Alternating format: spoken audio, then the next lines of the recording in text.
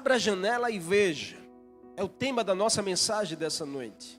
Que nós possamos sair desse lugar, encerrar essa mensagem convictos do que o Senhor quer que a gente veja.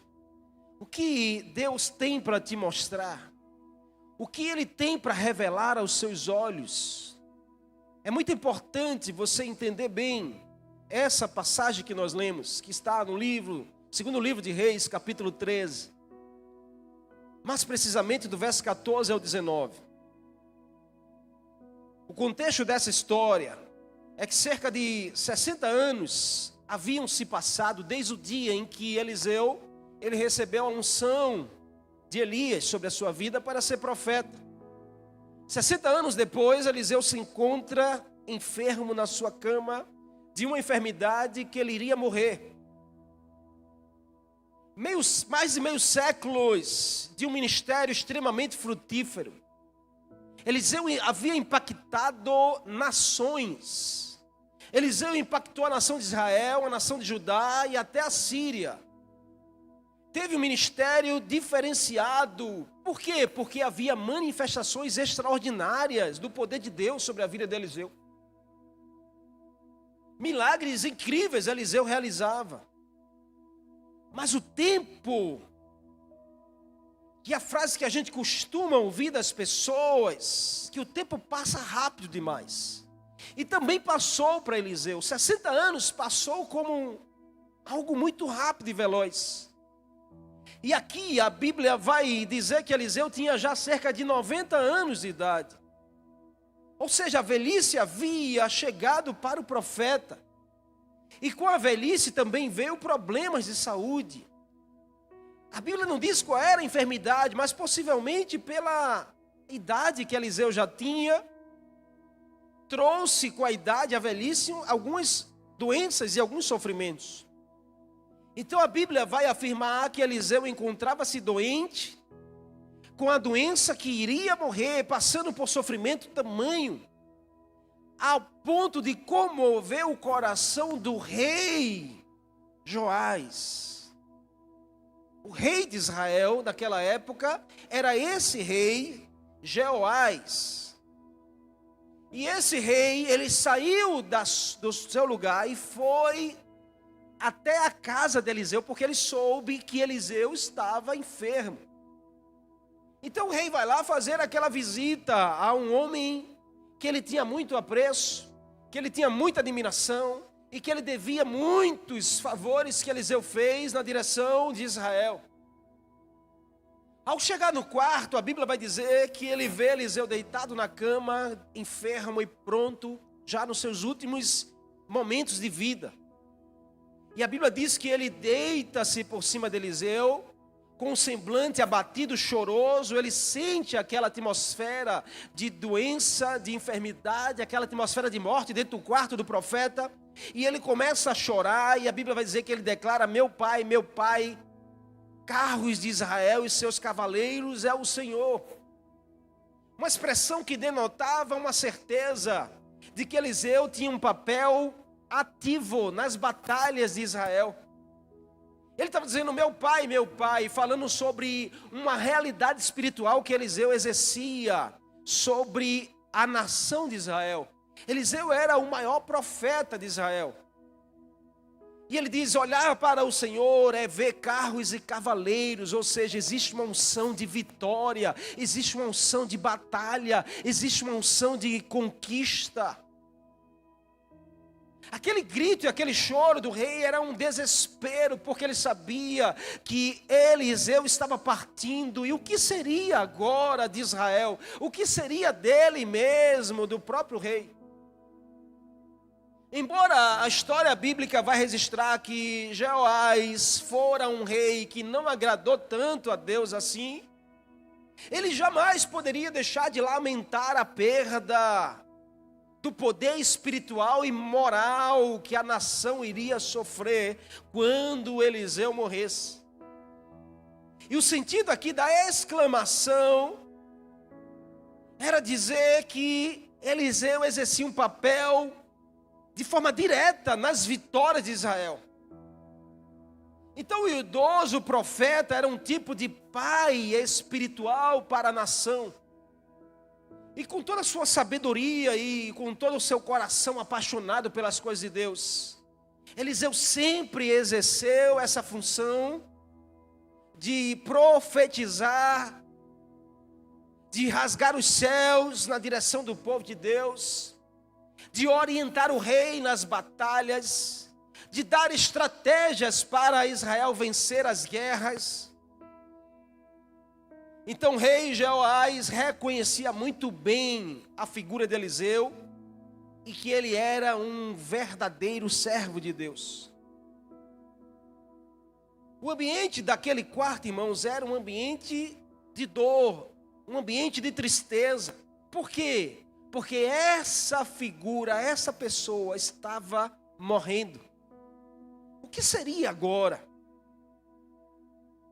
Porém, o que a gente não pode deixar de saber e de crer é que Deus tem os seus planos. Mesmo no meio da dor, existem planos do Senhor na sua direção. Então o rei Jeoás estava focado naquilo que gerava sofrimento. Porque ele entra no quarto e vê o seu profeta, um homem que ele mais admirava, um homem que ele mais respeitava, um homem que ele se aconselhava, um homem que ele pedia estratégias. O homem estava morrendo. Então aquilo tomou tanto o coração e a mente do rei Jeoás que ele não conseguia mais pensar em nada. Ele não conseguia mais enxergar nada a não ser a morte do profeta. Mas em contrapartida a gente vê que Eliseu, que estava morrendo, ele consegue estar focado naquilo que gera esperança. Enquanto o rei Jeoás entra no quarto e vê Eliseu enfermo na cama morrendo, e ele é tomado e só consegue focar no sofrimento, Eliseu, que estava enfermo deitado, ele estava focado naquilo que poderia gerar esperança. Muitos de nós nos perdemos, irmãos, exatamente pelo nosso foco errado nos momentos em que a gente enfrenta na nossa vida. Porque tem coisas que acontecem conosco que rouba o nosso olhar da esperança para olhar para o sofrimento. E a gente passa a estar focado só naquilo que gera sofrimento, esquecendo que há uma voz que gera esperança para os nossos corações. O rei estava com o olhar para a perda, mas Eliseu estava com o olhar para a provisão de Deus. Onde estiver o meu e o seu olhar, estará a nossa direção, que vai nos guiar. Talvez você só está refletindo a realidade que está olhando. Talvez a sua vida está sendo direcionada apenas por aquilo que você está enxergando. Talvez as suas decisões hoje só são tomadas baseadas naquilo que você consegue apenas ver com teus olhos humanos. Mas nós somos da fé. E quem é da fé não vive pelo que vê, mas vive pelo que crê. Perceba que o rei chora a situação do profeta. Qual é a situação? Morrendo de uma enfermidade. Mas Eliseu busca fazê-lo enxergar. Há uma esperança, há uma provisão de Deus, há algo novo de Deus nascendo. Então, lhe disse Eliseu, abra a janela. O que Eliseu estava dizendo para o rei Jeoás? Deixe de lado esse olhar para o sofrimento e se prepare para enxergar algo novo de Deus que está nascendo. A expressão de Eliseu, mesmo nos seus últimos dias, não era uma tentativa de arriscar, simplesmente respirar um ar fresco. Não, ele estava dizendo a Jeoás, aos seus olhos parece que tudo está acabando, mas abra a janela e você vai ver que não está acabando, está apenas começando um novo tempo de Deus para a sua vida. Tem situações e circunstâncias que você pode achar que está terminando, mas nessa noite Deus se trouxe aqui para te dizer que não está terminando. Nos planos de Deus está apenas começando um novo tempo e uma nova história sobre a sua vida. Quem crê, dá um glória a Deus aí, pelo amor de Deus. A resposta de Eliseu à lamentação do rei Jeoás foi: abra a janela, deixe de lado esse lamento, deixe de lado esse olhar para o sofrimento, deixe de lado essa preocupação com o que será, deixe de lado essa angústia que tem atormentado a sua alma e a sua mente, deixe de lado esse olhar pessimista para as coisas, abra a janela e contemple, porque algo de Deus vai começar a nascer sobre a sua vida. Esse era o último sermão de Eliseu, de tantos sermões que Eliseu deu durante 60 anos de ministério. O último sermão de Eliseu foi deitado na cama, pronto para morrer, mas é uma palavra de esperança. Deus está levantando uma geração nos últimos dias com uma palavra de esperança. Dos seus lábios não pode sair outra palavra a não ser de esperança. E o que o profeta queria que o rei enxergasse? Aí chega a mensagem, porque eu só fiz introduzir para você. Você está comigo? Então olha para essa pessoa e diga assim: abra a janela e veja.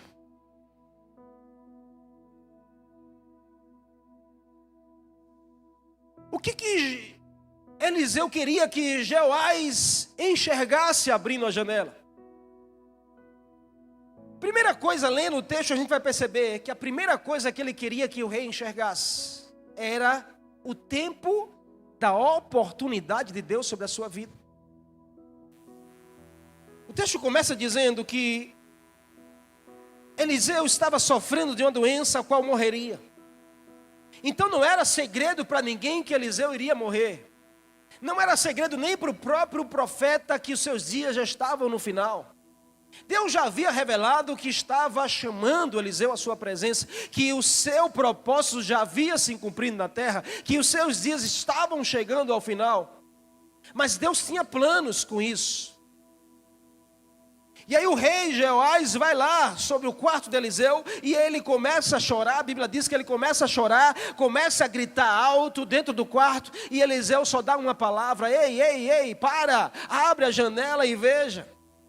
O que Eliseu queria? Que ele visse o tempo da oportunidade de Deus. Quantas pessoas não têm perdido oportunidades que Deus dá?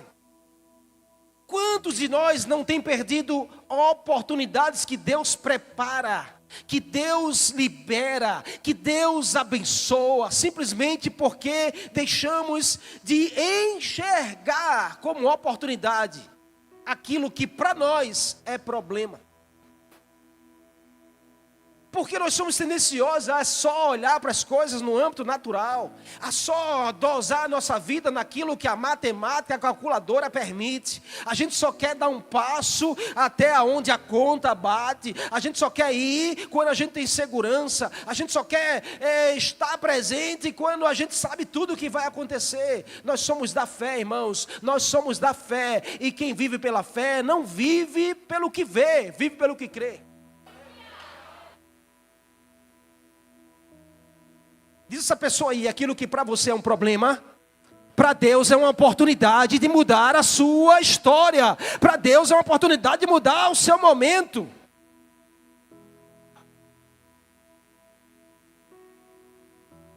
O que o Senhor quer que você enxergue hoje? Enxergue o tempo da oportunidade, meu irmão.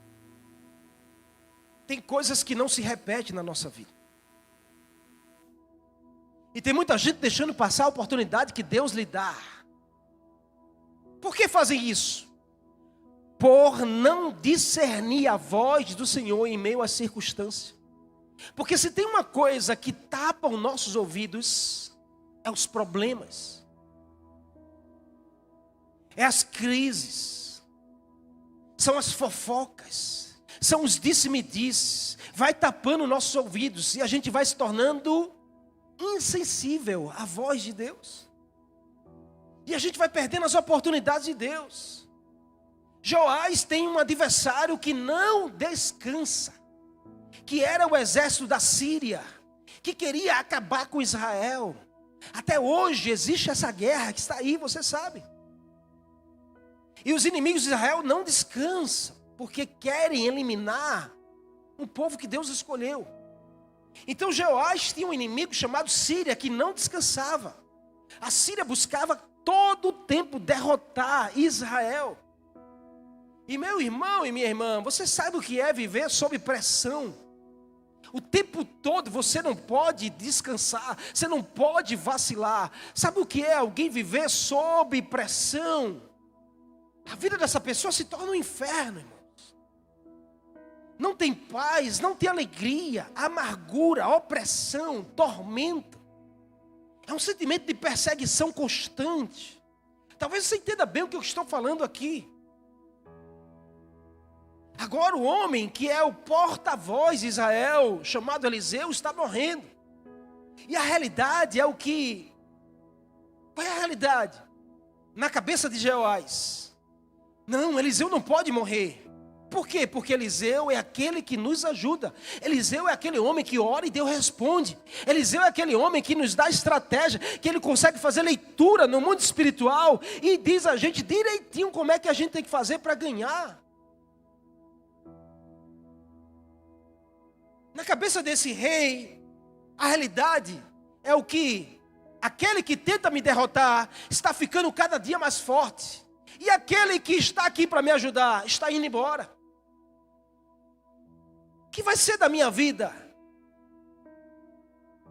É um momento onde parece que tudo está desabando. Na mente de Joás, tudo está se desabando, porque ele sabia que a Síria cada dia se tornava mais forte, mais forte. E aquele que estava ali para ajudá-lo, estava indo embora, estava partindo. Então Joás entra no quarto e começa a chorar. O choro de Joás, irmãos, era dizendo: eu não vou conseguir enfrentar sem você, Eliseu. Eu não vou conseguir vencer a Síria sem o Senhor, profeta. Eu não vou conseguir dar mais um passo se eu não tiver o Senhor. O que vai ser de mim? Tem momentos na nossa vida que parece que a fonte da confiança está acabando. Tem momentos que nós somos surpreendidos com notícias, com perdas, com circunstâncias que nos levam ao desespero, como esse rei ficou. O profeta está morrendo. Diz essa pessoa assim: olha, o profeta está morrendo. Vai lá, balança ela assim com muito amor, diga assim: olha, o profeta está morrendo, mas, diz ela assim, mas existe uma voz que aponta para algo novo de Deus que está nascendo sobre a sua vida. Então diga ela assim: se prepare, se você abrir a janela, algo novo você vai começar a enxergar a partir de hoje.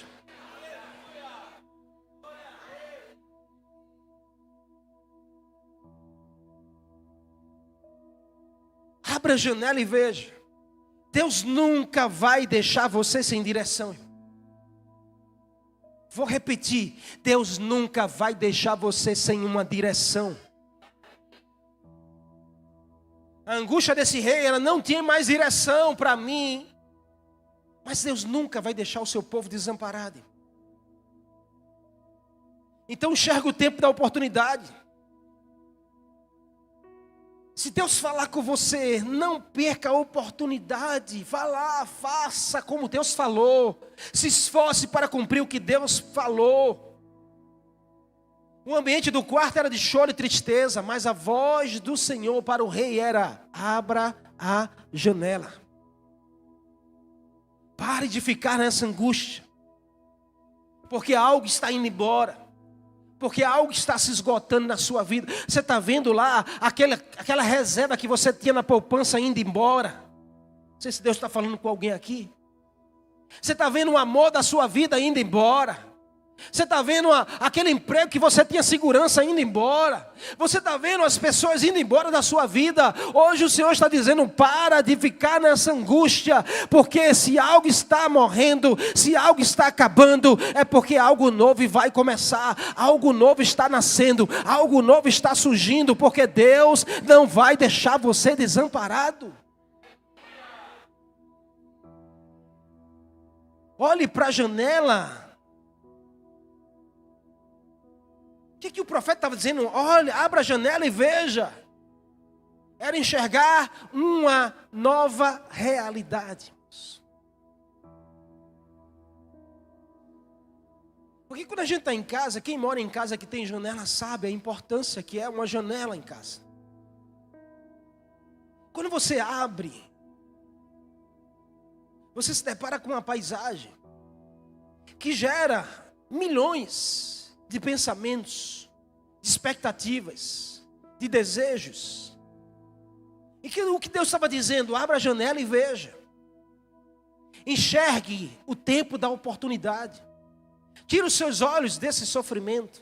Tira os seus olhos desse lamento. Em nome de Jesus, irmão, balança esse irmão aí, por favor, nessa noite, com muito amor e carinho. Diga assim: para de ficar olhando para quem está indo embora. Para de ficar prendendo os seus olhos quem está decidindo ir embora. Começa a enxergar aquele que está vindo. Começa a enxergar o que está nascendo.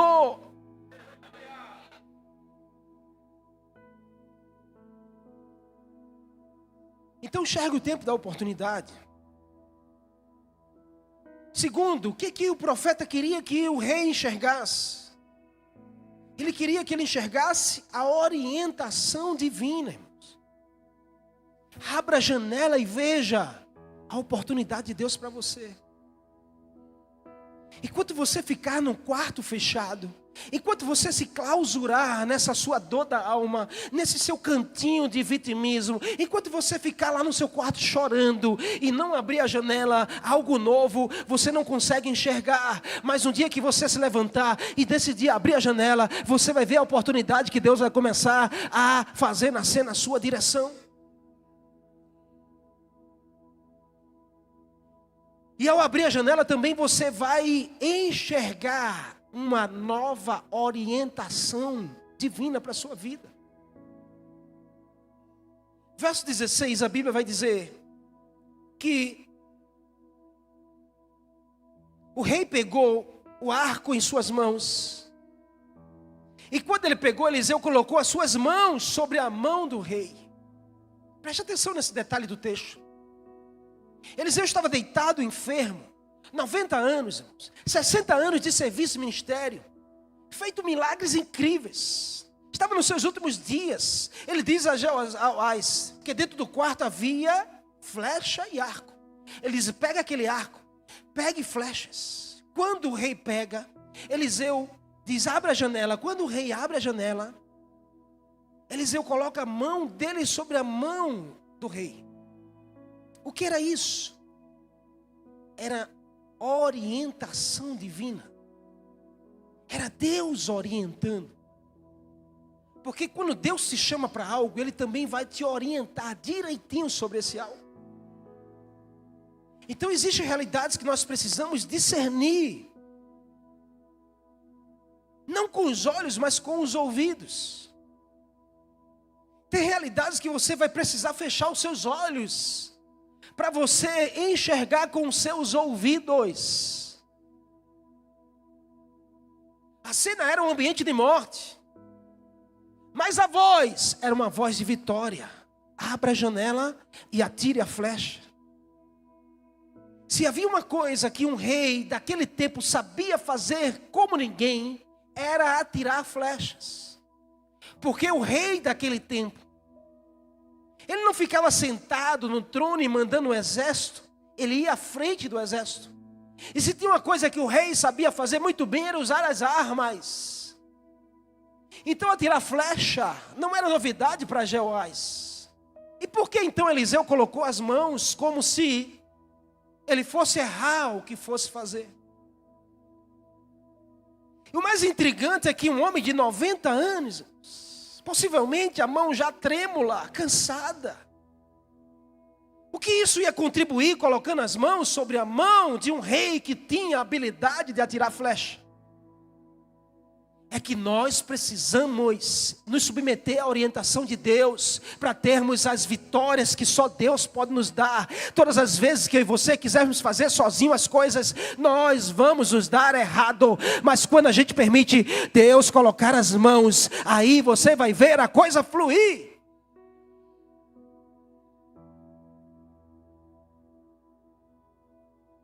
A mão de Eliseu era a provisão de Deus. Era a orientação divina, era Deus orientando, era Deus guiando, era Deus direcionando. Assim será sobre a sua vida, assim será sobre os seus negócios, assim será sobre o seu ministério. A mão de Deus estará estendida, guiando você, prosperando os seus caminhos, dando a provisão que você precisa. Mas você precisa enxergar a orientação divina, porque quando nós não enxergamos a orientação de Deus, não permitimos ser guiados pela mão de Deus. E tem muita gente que está no controle da sua vida. Tem muita gente que não deixa Deus colocar a mão, porque acha que sabe fazer tudo. Eu já sou treinado nisso, eu já faço isso há muitos anos, eu sei fazer de olhos fechados. Mas hoje Deus está dizendo: se você deixar eu colocar a mão, vai ser diferente. Se você deixar eu guiar você, vai ser diferente. Se você deixar eu colocar a minha unção, vai ser diferente. Porque onde Deus está, tudo é diferente. Abra a janela e veja. Deus tem uma orientação nova para você.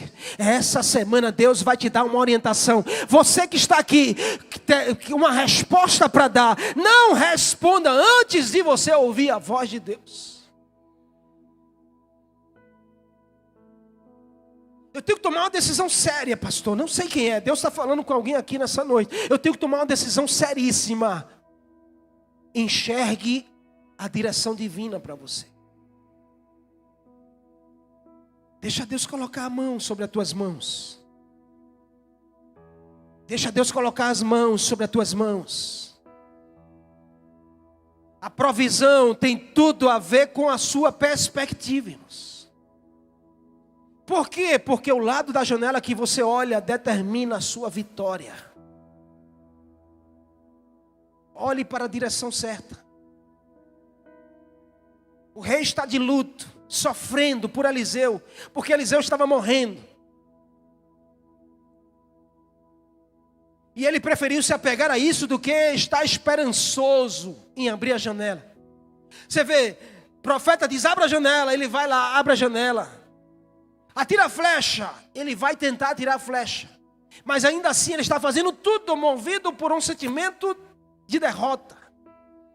Um sentimento de luto, de tristeza, porque a sua perspectiva limitava ele aí. Então Jeoás se negou a crer no novo de Deus, porque ele estava abalado nas suas emoções. Então ele estava falhando na sua perspectiva, porque um coração preocupado demais, um coração angustiado demais, um coração atormentado demais, só enxerga a ausência de recursos. Ele olha para a janela que Deus está abrindo, mas ele só consegue ver o que ele está perdendo. Tem gente assim. Deus está abrindo uma janela, Deus está abrindo uma oportunidade, Deus está abrindo um novo caminho, mas a pessoa não consegue enxergar, porque só está de olho no que está perdendo, só está de olho na pessoa que não está mais, só está de olho naquilo que você não tem mais, só está de olho em fulano e cicrana. Você precisa começar a colocar os seus olhos e enxergar a nova direção que Deus tem para você.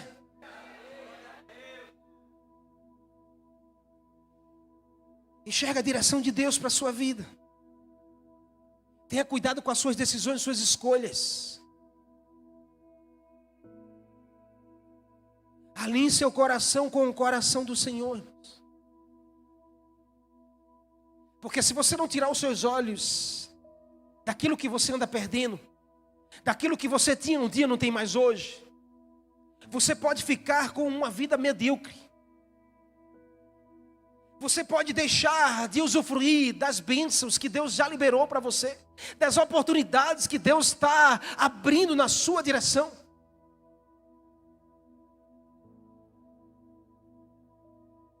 E olhe, aprenda isso, porque prosperidade, irmãos, não tem a ver com recursos. Prosperidade tem a ver com olhos curados.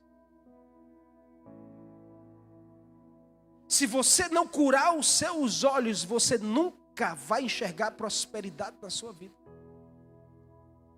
Porque enquanto você estiver olhando para o tempo da necessidade, o tempo da crise que você viveu, o tempo da escassez, você não consegue contemplar um tempo da prosperidade de Deus. Hoje o Senhor quer curar os seus olhos aqui. Hoje o Senhor quer fazer você tirar os seus olhos dessa dor, desse lamento, desse sofrimento. Chega desse tempo, abra a janela e enxergue. Tem prosperidade de Deus vindo na direção da sua vida. Tem prosperidade de Deus vindo na direção da sua casa. Abra a janela e enxergue. Era isso que Eliseu estava dizendo para o rei. Enxergue. Enxergue a direção divina.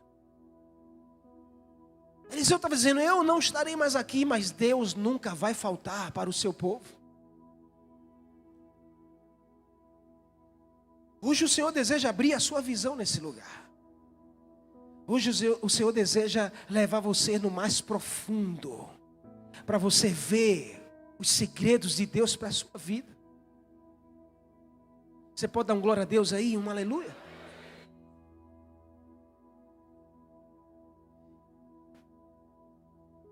Então abrir a janela e enxergar, primeiro, o tempo de oportunidade.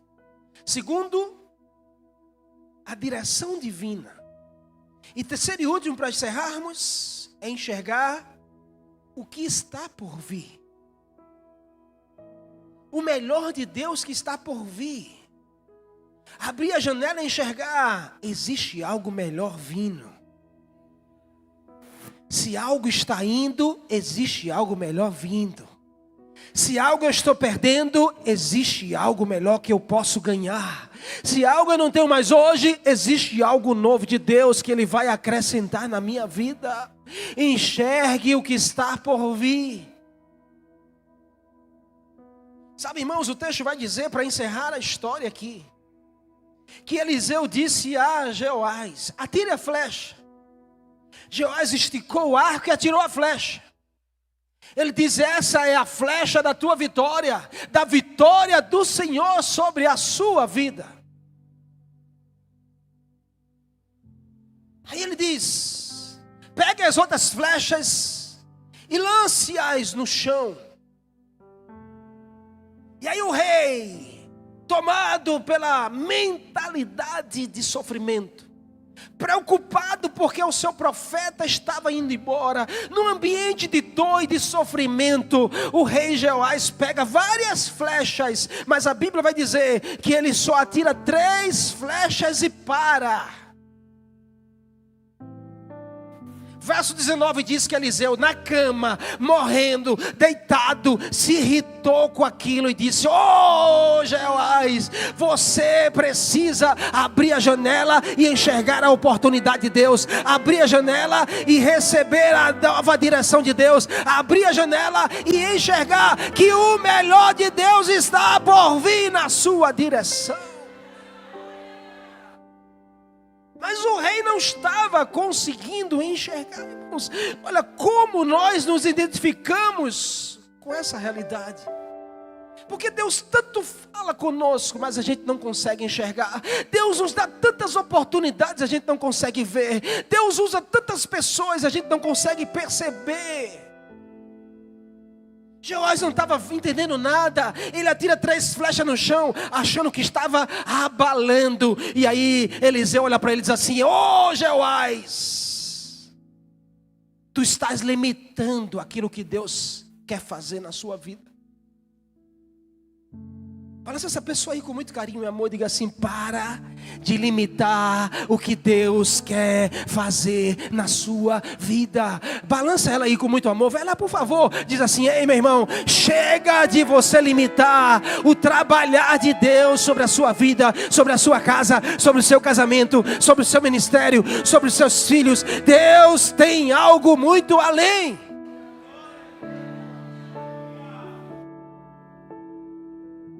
Aí o profeta olha para o rei e diz assim: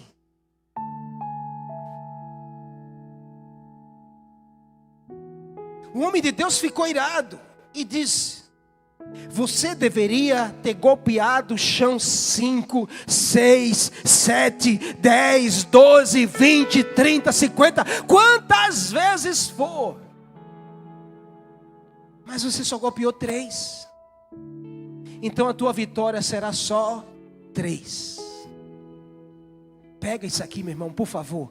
Balança mais uma vez aí, a última vez hoje essa pessoa. E diga assim: se você não limitar Deus, Deus não será limitado na sua direção. Diga assim: se prepare, porque hoje vai haver um grande destravar da prosperidade de Deus sobre a sua vida. Em nome de Jesus. Se você crê, aplauda Ele aí o mais forte que você puder.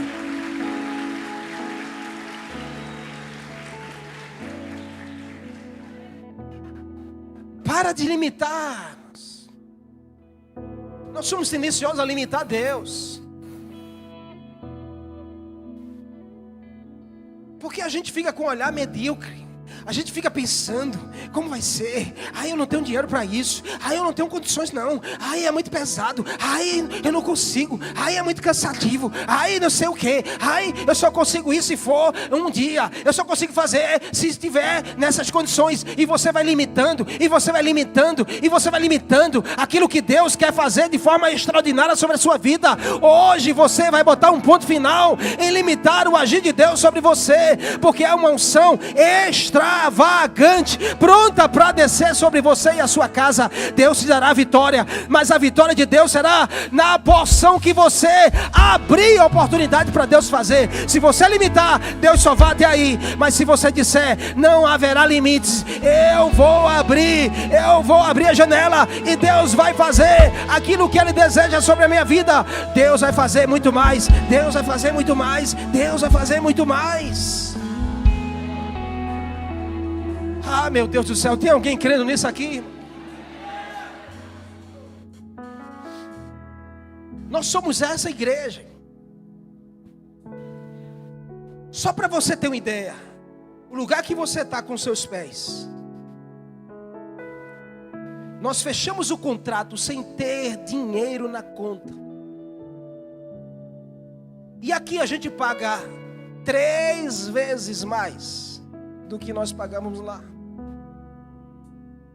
E quando foi o dia de assinar o contrato, eu, de forma humana, fiquei dizendo: Senhor, mas Senhor, mas Senhor, mas Senhor.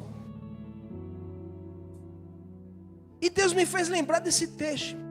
Deus dizendo: você lembra de Jeoás? Sim. O profeta disse assim: atire as flechas. E ele só tirou 3. Por quê? Porque ele estava pensando pequeno. Não se trabalha com um Deus grande pensando pequeno. Não espere algo de um Deus grande pensando pequeno. Não espere uma provisão grande de um Deus, você com a cabeça e uma mentalidade pequena. Deus disse assim: não tem dinheiro? O dinheiro vai chegar. Todas as coisas como igreja, durante 7 anos que a gente tem de vida, nunca a gente adquiriu com dinheiro. Primeiro a gente deu o passo, depois Deus mandou o recurso. Primeiro a gente disse: eu vou fazer. Depois Deus disse: deixa que eu pago a conta. Primeiro a gente vai, depois Deus vai lá e manda a provisão.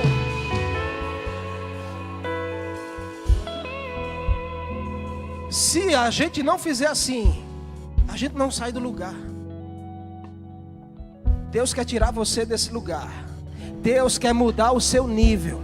Deus quer mudar o nível de pessoas que estão aqui nessa noite, mas você precisa parar de ter uma mentalidade de limitação e você começar a desatar. Há um desatar de Deus nessa noite aqui. Há um desatar extraordinário de Deus nessa noite, nesse lugar.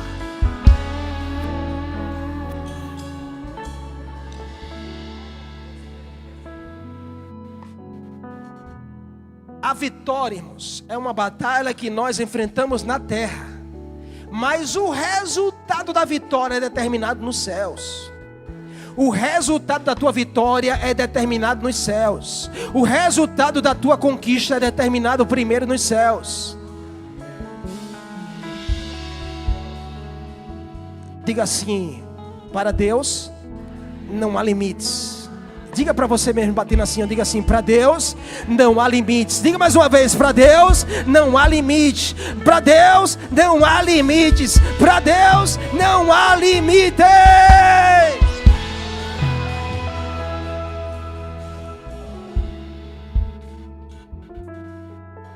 Não é só sobre recurso, é sobre perspectiva. Prosperidade não está no teu bolso, está na tua mente.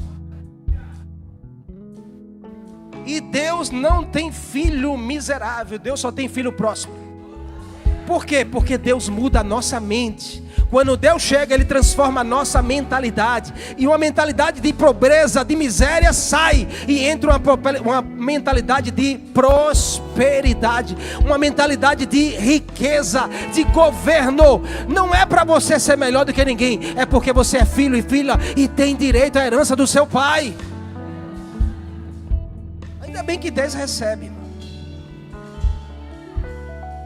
porque é Bíblia, nós estamos pregando Bíblia. A vitória que Deus liberou para o seu povo foi apenas na porção que o rei estava acreditando. O que você acredita que Deus pode fazer, meu irmão? Ei, o que você acredita que Deus pode fazer na sua vida? O que você acredita que Deus pode fazer no seu casamento? O que você acredita que Deus pode fazer com a sua casa? O que você acredita que Deus pode fazer com o seu ministério? Ei, o que você acredita que Deus pode fazer com essa igreja? Eu não quero líder aqui achando que a igreja tem que ser pequena. Não, a igreja tem que ser 3 vezes isso aqui que você está vendo. Era muito bom quando a igreja era metade da metade da metade. Irmãos, em nome de Jesus, vai com esse pensamento para lá, para bem longe. Porque eu quero aqui gente que pensa grande, porque Deus é grande. Eu quero aqui gente que pensa de forma próspera, porque Deus é ilimitado.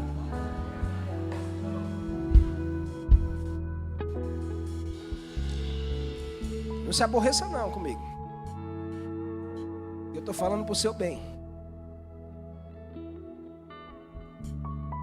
Você só é capaz de viver o que consegue enxergar. Anota essa frase, para você nunca mais esquecer. Eu só sou capaz de viver aquilo que eu consigo enxergar. Se você não enxergar primeiro, você não chegará lá. Então primeiro você precisa enxergar, e você precisa dar o passo, e Deus vai te levar até esse lugar. Quem é dono de negócio aqui? Levante sua mão. Meu irmão, se você crê, levante sua mão. Se você é dono de negócio. Quem quer abrir seu negócio, levante sua mão também.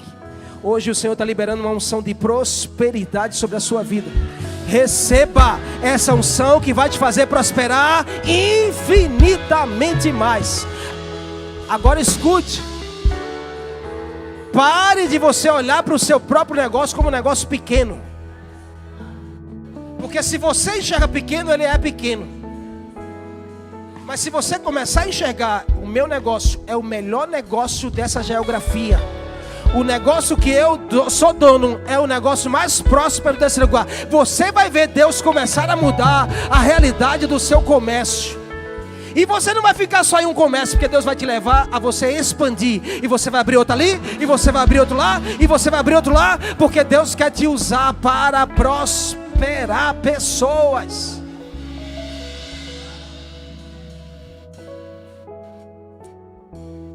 Nem todos entendem isso. Mas para quem crê, Deus está desatando nessa noite aqui uma unção extraordinária. Anote essa data, anote esse dia, 2 de novembro. Dizem que é o dia do finados, mas hoje está nascendo algo novo na sua direção. Algo novo vai nascer. Abra a janela e veja, porque vem coisa nova de Deus sobre a sua vida. Ei, quem recebe, levanta a mão direita e pega aí em nome de Jesus. Diga: eu recebo, eu recebo. Oh! Show, babassore cantaralaba, show.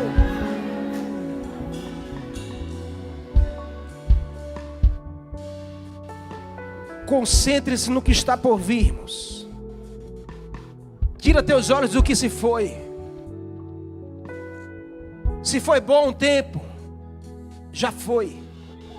Concentra-se no que está por vir. A palavra ali era: tire os seus olhos da morte que está chegando em Eliseu. Comece a enxergar algo novo que está nascendo na sua direção. Deus está dizendo a você nessa noite: está vendo essas flechas aí? Está vendo essas flechas na sua mão? Olhe para a sua mão, está vendo essas flechas? Flechas é recursos. Está vendo o recurso? Está vendo o recurso aí? Está vendo o recurso aí? Está vendo o recurso aí?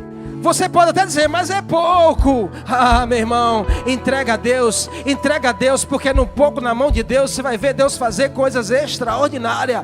Mas o muito na tua mão você não faz nada. Deus está dizendo: atira os recursos, atira os recursos, atira os recursos. Agora a questão é: quanto você vai atirar?